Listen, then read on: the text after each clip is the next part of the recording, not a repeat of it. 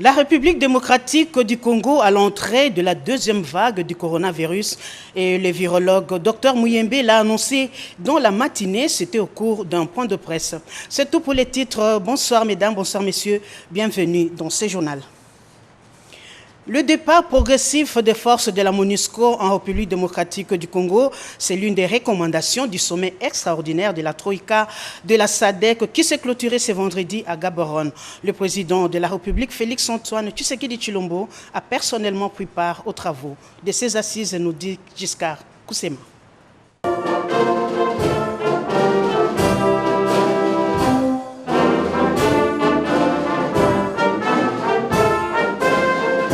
Il est révolu le temps où l'on parlait du Congo sans les Congolais.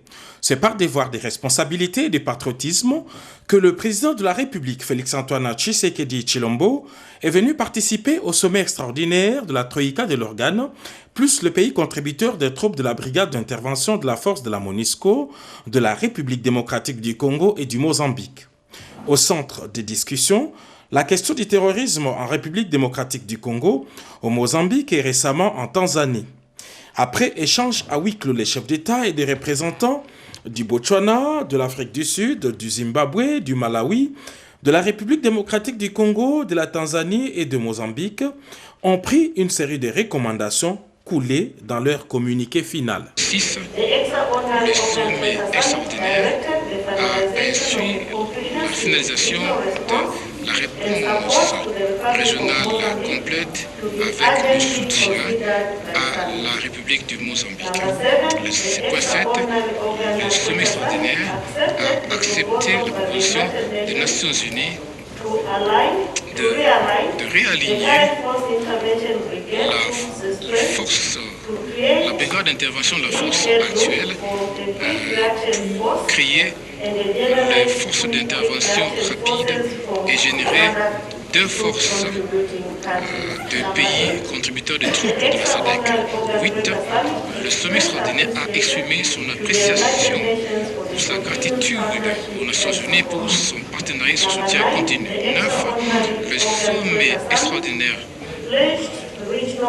a présenté le soutien régional au développement et la mise en œuvre de la stratégie conjointe et progressive, solidarité progressive et en étape de la MONUSCO de la RDC. 10. Permettez que je puisse répéter le point 9. Le sommet extraordinaire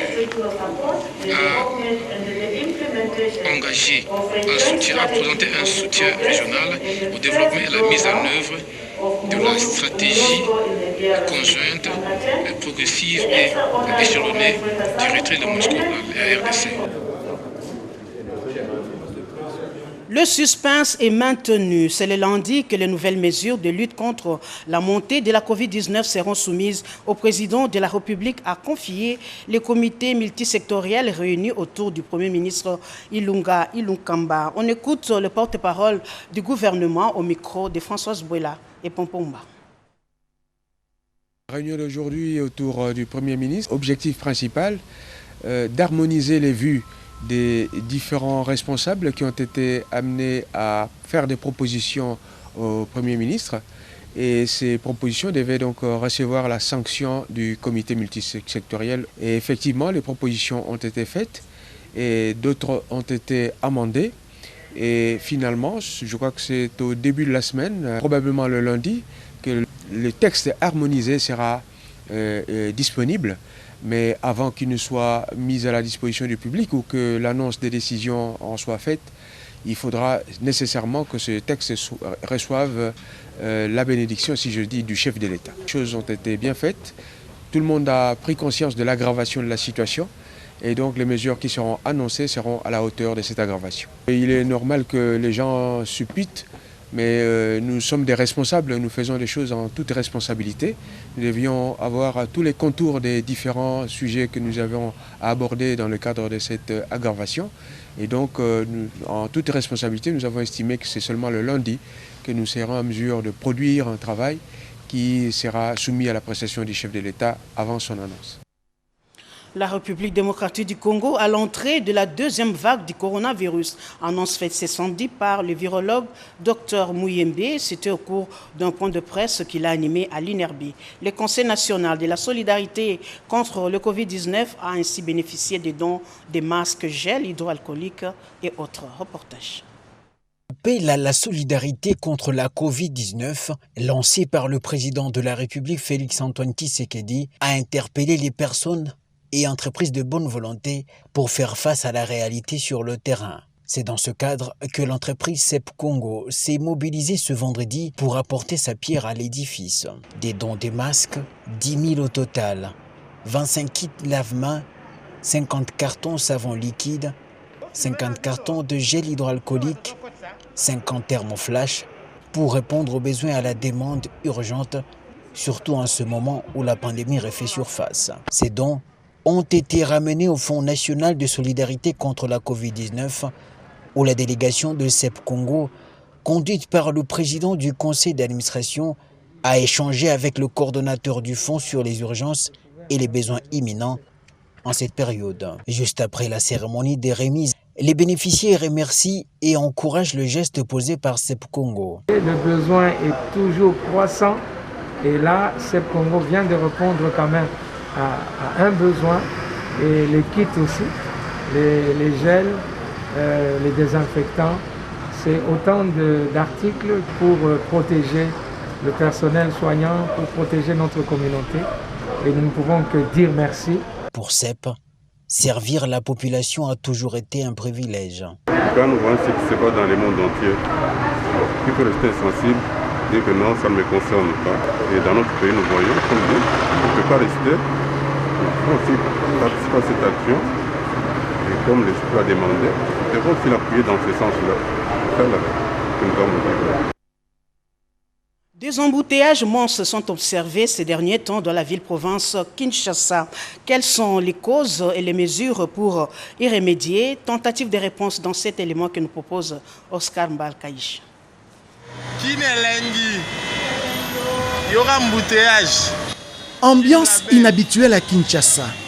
Des embouteillages monstres s'observent ces derniers temps dans la capitale. La ville s'agrandit et les infrastructures routières ne suivent pas. Pour affronter les routes de Kinshasa, il faut avoir une poche bien garnie, question de remplir son réservoir. De l'avis des observateurs, les manques de courtoisie routière et de patience qui animent bon nombre de conducteurs de véhicules sont à la base de ces bouchons qui ne choisissent plus les heures de pointe. D'autres observateurs pointent du doigt les policiers de circulation routière qui entretiendraient ces phénomènes à certains carrefours. Il y a trop de nids de poules. La police de circulation nous tracasse. Ça doit cesser en cette période de maladie. Et là, vraiment, en tout cas, ça ne va pas. Ça ne va pas. Il y a trop d'embouteillages.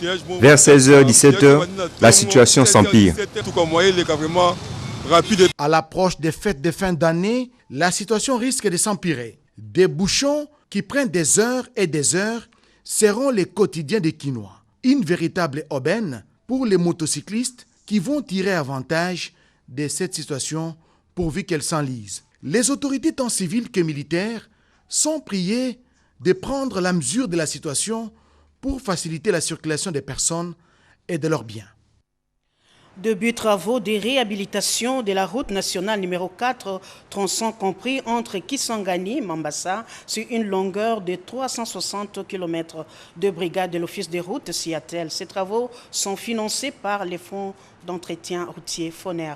Un reportage de la RTNC Bounia rendu ici par Blaise Bokokia. La RN4 traverse 4 provinces, Bazuélé, Tchopo, Otuélé, Ituri et Nord-Kivu sur une longueur de 1577 km pour un montant de 8 millions de dollars sollicités auprès du FONER pour la réhabilitation de ces tronçons 1 400 000 seulement sont actuellement disponibles pour réhabiliter les tronçons compris entre Kisangani et Mambasa. Les procédures de contractualisation sont en cours avec l'entreprise chinoise Zhengwei pour l'exécution des travaux. Mais en attendant, l'Office des routes a déployé 2 brigades pour la suppression des bourbiers et des remises en état de praticabilité de la chaussée. L'une a débuté les travaux au PK 85 du côté de la Chopo et l'autre à Mambasa. Nous sommes dans la province de l'Ituri où l'administrateur du territoire a donné les coups d'envoi de 10 travaux afin d'éviter le pire. Les travaux que nous avons l'honneur de lancer vont servir à ce que les usagers puissent librement voyager et aussi que les produits arrivent à destination à temps. La saison des pluies et l'insécurité sont des atouts majeurs qui ralentissent aujourd'hui la bonne exécution. Mais la détermination est de mise pour cet ingénieur conseil du gouvernement en matière des routes d'identifier la nature des travaux, de supprimer les bourbiers, de supprimer également les ravinements longitudinaux, d'élaguer les bambous pour ensoleiller la route et autres constructions de dallos. Signalons que la RN4 était prise en charge par la Banque mondiale au travers du projet ProRoute. En 2018, le volet environnemental était à la base du désagrément. ProRoute n'est pas arrivé à terme. La partie réhabilitée n'étant pas officiellement remise au gouvernement congolais, rien ne pouvait s'exécuter. La route en terre étant infidèle, la dégradation de la chaussée s'ensuit avec ses effets collatéraux sur le quotidien. L'urgence donc s'impose aujourd'hui afin de voir Zhengwei signer le plus rapidement possible les contrats et exécuter les travaux sur ces tronçons dont l'importance n'est plus à démontrer dans cette partie du territoire national. Accompagnement du mandat du président de la République Félix-Antoine Tshisekedi Tshilombo à la tête de l'Union africaine. La première réunion conjointe panel présidence et ministère des Affaires étrangères a eu lieu ce samedi 28 novembre. Reportage. Le panel chargé d'accompagner le mandat du chef de l'État Félix-Antoine Tshisekedi à la tête de l'Union africaine pour l'exercice 2021 a tenu sa première réunion conjointe avec la task force du ministère des Affaires étrangères ce samedi 28 novembre au siège du dit ministère. Consolider la vision stratégique et le plan d'action pour la présidence de l'UA en 2021, selon les directives reçues du président de la République, tel a été l'objet de cette séance de travail, à en croire le coordonnateur du panel, Alphonse Tumbalouaba, qui s'est confié à la presse. Vous savez qu'il y a une grande attente de la République démocratique du Congo, de la part de l'Union africaine, des États africains, des peuples africains. Et ceci montre bien que la République démocratique du Congo est de retour. Selon les orientations du chef de l'État, dans la vision stratégique, c'est d'abord comme premier axe, pilier stratégique, la consolidation de la paix et de la sécurité, y compris la sécurité sanitaire en cette période de post-Covid-19. Nous allons aussi poursuivre également des actions concernant l'intégration régionale. Vous savez qu'a été lancée la zone de libre-échange continentale. Il y a le projet Grand Inga qui doit devenir un projet rassembleur et d'industrialisation de l'Afrique. Et un projet porteur d'un développement durable pour tous les États africains. Et évidemment, il y a toute la dimension genre, femmes, la jeunesse, parce que nos pays sont composés à plus de 75% de jeunes, et ce sont ces jeunes-là qui vont porter et faire l'Afrique de demain. Oui, principales villes de la République démocratique du Congo ont bénéficié chacune de la réhabilitation de plus de 31 km de leur voirie urbaine. C'est ce qui ressort du rapport annuel du projet développement urbain PDV dans son rapport annuel. Eric Abomba, reportage. Un film documentaire de près de 5 minutes qui retrace de manière détaillée toutes les activités réalisées par le programme de développement urbain au cours de cette année a captivé l'attention de toute l'assistance, dont 4 membres du gouvernement. 2020, année de grande réalisation pour ces programmes qui a pu réhabiliter plus de 31 km de voiries urbaines dans 8 villes, dont Matadi, Kikwit, Mbandaka, pour ne citer que celle-ci. Outre ceci, le PDU a aussi, au cours de cette même année, procédé à la construction des bâtiments scolaires en faveur de 10 écoles dans plusieurs villes du pays. Il était également question pour les participants de cette cérémonie qui a coïncidé avec la 10e session du comité de pilotage national du PDU de faire quelques projections sur les activités à réaliser l'année prochaine. Une grande fierté pour le ministre d'État en charge de l'urbanisme et habitat, Pius Mwabilou, qui assume la présidence du comité de pilotage national du PDU. Lorsque nous passons en revue les impacts du PDU de l'année 2020, nous avons de quoi être fiers. Le comité de pilotage du projet est invité à se prononcer clairement pour une requête en vue de reporter la date de clôture du projet qui a été ramenée récemment au 30 juillet 2021. La projection de ces documentaires a permis aux participants de connaître à suffisance la réalisation de ces projets qui a transformé et amélioré la gouvernance dans plusieurs villes du pays. La République démocratique du Congo vient d'accueillir une nouvelle drague pour la bonne navigation sur le fleuve Congo. Plus de détails dans cet élément de reportage. Arrivé le 25 novembre au port de Boma, tout le conseil d'administration de la Congolaise des voies maritimes s'est mobilisé pour réceptionner la drague Manzalino 2.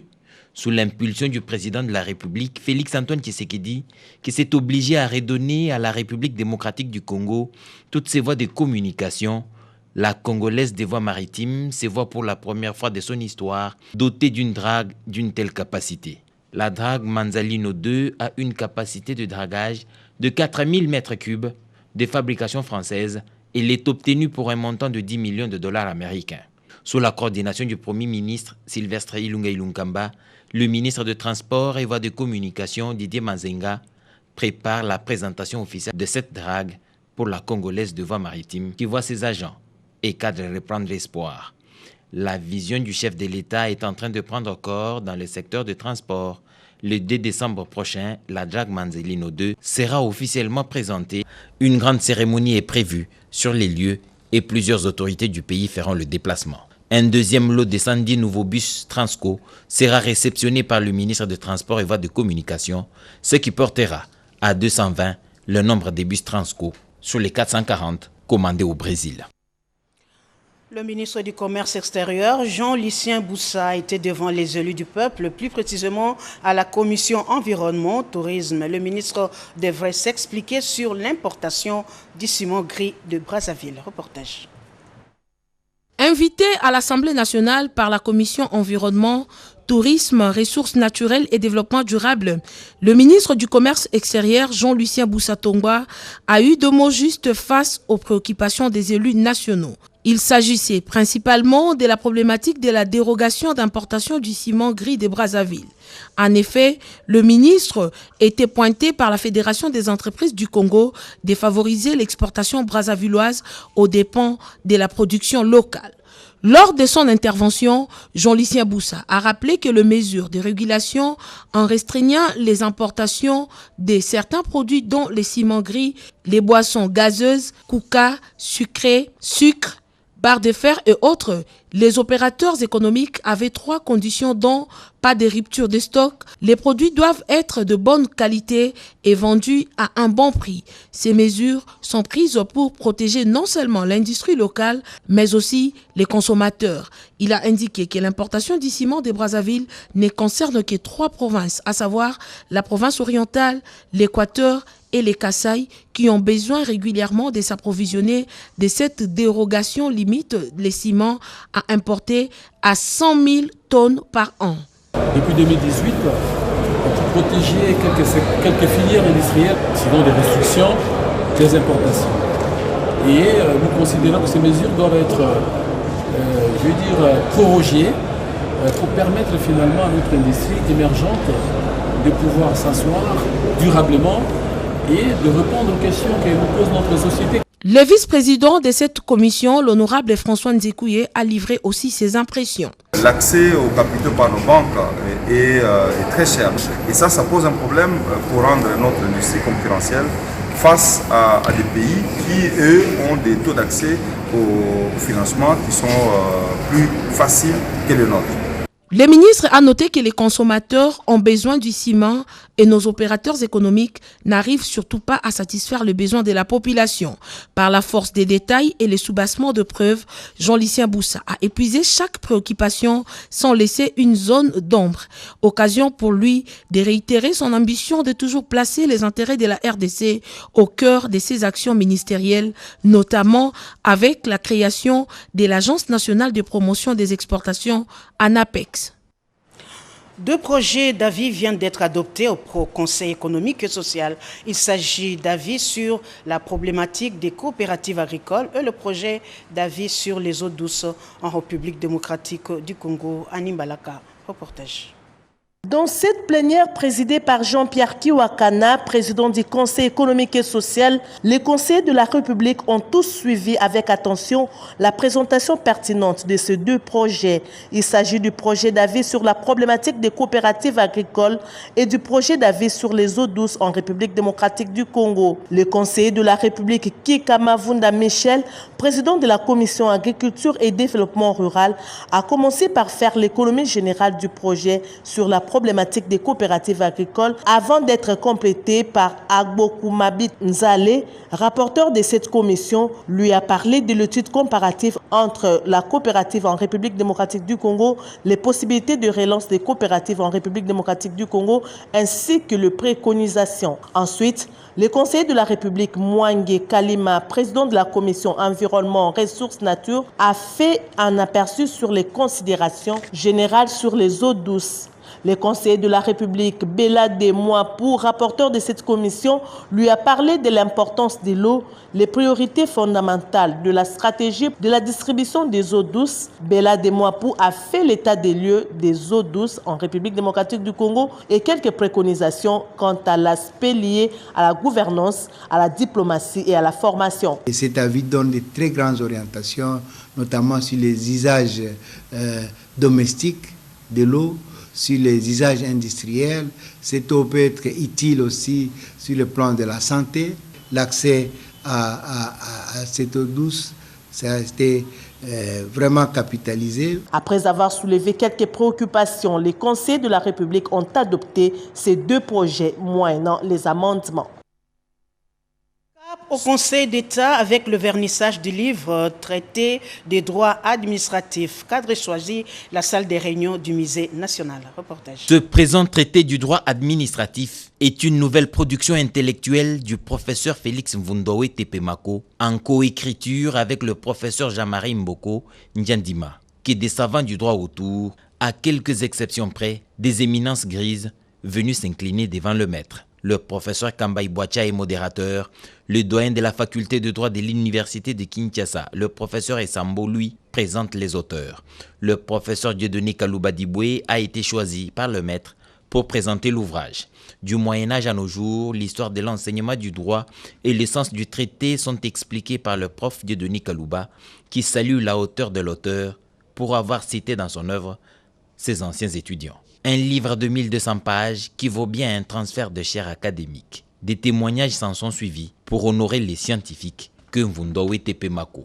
Et puis vint le baptême du traité du droit administratif par Monseigneur Kimbeni en lieu et place de son éminence le cardinal Fridolin Ambongo excusé. Dans l'écriture du livre, le professeur Mvundowe Tepemako a laissé une référence du droit administratif. Cet ouvrage, Monseigneur, en réalité, ce n'est pas un simple nouveau n'est pas d'enseignement. Oui, c'est une partie, mais plus de 1200, ça dépasse les étudiants. Cet ouvrage est surtout un instrument de travail. L'assistance est à la hauteur de l'événement. Léon Kengo Wadondo est présent, la présidente de l'Assemblée nationale aussi, et d'autres têtes couronnées des milieux judiciaires, politiques et scientifiques. La ministre de la fonction publique profite de sa mission officielle à Kisangani pour animer une conférence débat sur la réforme de l'administration publique à l'université de Kisangani. Reportage. Pillage, L'état des lieux de l'administration publique congolaise avait relevé en son temps plusieurs faiblesses et pour pallier à cette impasse, le gouvernement avait estimé nécessaire de réformer et moderniser l'administration publique pour qu'elle serve véritablement de passerelle pouvant orienter favorablement la trajectoire de la République démocratique du Congo. Au 5e jour de son séjour au chef-lieu de la province de la Tchopo, Yolande Bongo Bosongo s'est livré à un échange à la colline inspirée sur la réforme de l'administration publique, ici dans l'amphithéâtre de l'université de Kisangani, qui a refusé du monde en pleine session. Elle a expliqué la vision, la politique et la stratégie de la réforme de l'administration publique qui est et reste un facteur clé de développement. Il y a un axe spécifique qui concerne la jeunesse, parce que nous comptons rajeunir l'administration. Il en va de soi que je puisse échanger avec les jeunes de l'université pour qu'ils comprennent les tenants et les aboutissants de la réforme. Et pourquoi pas emboîter les pas, parce que nous avons besoin de la jeunesse au niveau de l'administration publique. C'est une information qui manquait. Et voilà qu'aujourd'hui, avec la nouvelle approche que j'ai amenée, pour la communication et la gestion de l'administration à la base. Au cours de ces débats de 2 heures, Yolande Bongo Bosongo, le ministre de la fonction publique, a été plus que convaincante pour avoir répondu avec brio à toutes les préoccupations soulevées par cet auditoire constitué des étudiants, des professeurs et autres personnels scientifiques. Le ministre de la fonction publique s'est réjoui d'avoir suscité l'intérêt des étudiants à avoir une compréhension commune de la réforme de l'administration publique.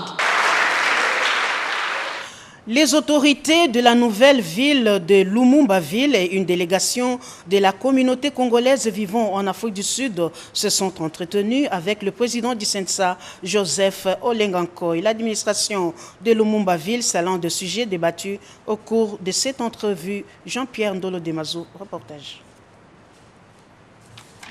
Une ville créée dans la province du Sankourou a besoin du soutien des filles et fils du terroir pour son développement. Les autorités urbaines et municipales, entendez le maire et son adjoint, le bourgmestre et son adjoint, ont été reçus par le président du CENSA, Joseph Olengankoy. Le maire de Lumumba-Ville, Madame Micheline Ayaki, circonscrit la rencontre avec le président du CENSA. Nous avons échangé avec lui sur toute la situation de Lumumba-Ville.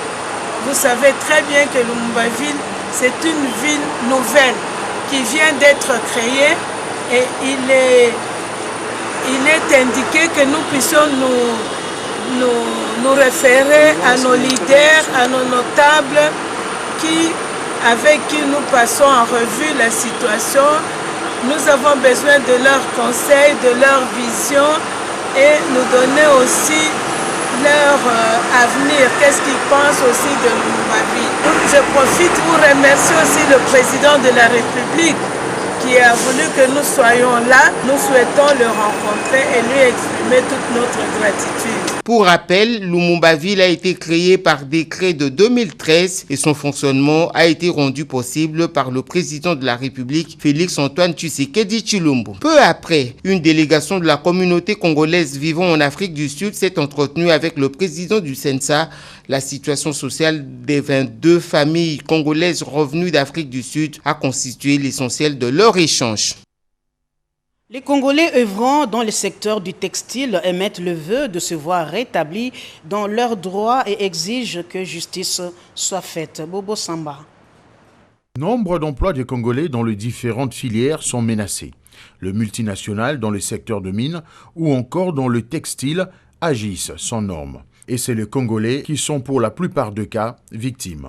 Une Congolaise, Madame Monique Gisquins, vit cette malheureuse expérience renvoyée sans bénéficier de ses indemnités. Pour Jean-Claude Roger, Monique Gisquins, gérant statutaire de Vlisco depuis 2007, doit être rétablie dans ses droits. La société Vlisco a piétiné tous les droits fondamentaux de Mme Monique Gisquins. Le caissier, pour lequel on dit qu'il y a un manquant, au mois de septembre, le caissier est mort. Donc nous sommes déjà dans une parodie d'audit où le directeur financier n'est pas là, où le caissier est mort, où les auditeurs ne sont pas des auditeurs assermentés. Quand on a commencé la procédure, les conseils de Mme Monique Gisquès ont soulevé cette exception en disant que cet audit n'est pas recevable dans les cours et tribunaux de la RDC.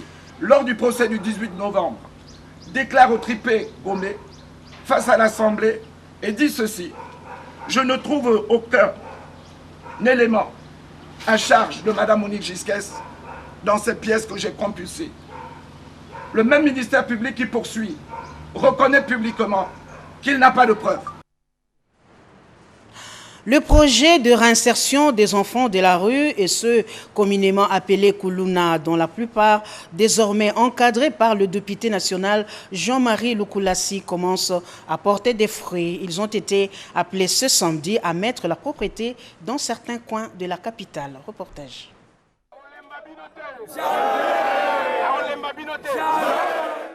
Pas question de baisser le bras pour Jean-Marie Lukulassi. C'est lui à qui le chef de l'État a donné mission d'encadrer la jeunesse en vue d'une réinsertion sociale des délinquants, tient à accomplir sa mission. Ce samedi, il a réuni plus de 1500 malfrats. Ces bandits, d'autrefois, ont été au service de la métropole. Ils se sont adonnés à l'assainissement de la ville de Kinshasa. Le projet de réinsertion sociale des enfants de la rue, initiative du chef de l'État, Félix Antoine Tshisekedi Tshilombo, est piloté par Jean-Marie Lukulassi, vise la transformation de la jeunesse. À travers ce projet, le président de la République veut voir la jeunesse contribuer au développement du pays. Ces fauteurs de troubles d'hier ont aussi reçu mission de prêcher la paix dans leurs milieux respectifs et de dénoncer tout acte de vandalisme. Ils ont reçu statut de médiateur par Jean-Marie Lukulassi qui croit en leur potentialité de contribuer au développement de la République.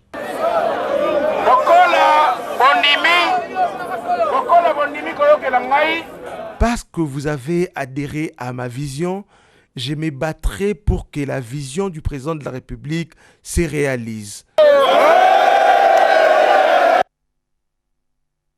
Plus de 3000 ménages viennent de bénéficier des dons face à cette crise qui envahit les familles vulnérables. Juste posé par Women of Faith dans plus de 5 communes de Kinshasa. Christine Lenzo nous en dit un peu plus. Les personnes vulnérables sont les plus touchées pendant cette pandémie due au coronavirus. C'est dans ce cadre qu'il faut se placer le geste de solidarité entamé par la structure Women of Faith avec l'appui de l'Église de Jésus-Christ des Saints des Derniers Jours à travers quelques communes de Kinshasa. 3000 personnes ont ainsi reçu des vivres et des enveloppes lors de cette distribution, une façon pour Women of Faith de redonner les sourires à ces ménages. Répondant à l'appel à la solidarité lancé par les chefs de l'État, notre organisation Women of Faith, grâce à l'appui financier de l'Église de Jésus-Christ des Saints des Derniers Jours, a initié cette deuxième activité d'assistance alimentaire aux ménages et aux personnes vulnérables en vue de soulager tant soit peu nos frères et sœurs des catégories précitées. Les communes concernées par cette distribution, Limete, Kinseso, Djili, Massina et celle de Lancélé, gestes posés en présence des autorités municipales de chaque commune et des responsables de l'Église de Jésus-Christ des Saints des Derniers Jours. Une façon de répondre à l'appel de solidarité qui a été lancé par le chef de l'État, Félix Antoine Tshisekedi. Nous suivons les enseignements de Jésus-Christ qui prône l'amour, la charité. Il a dit, j'avais faim, vous m'avez apporté à manger, j'étais nu, vous m'avez apporté à se vêtir. Et aussi, nous croyons que nous sommes les citoyens de ce pays, que nous pourrions apporter le bien à tout le monde qui sont autour de nous. Par la même occasion, la présidente de cette structure, Nadine Banzé, a saisi cette occasion pour sensibiliser les bénéficiaires sur les mesures de protection pour lutter contre la Covid-19. Quelques-uns d'entre eux expriment ici leur satisfaction.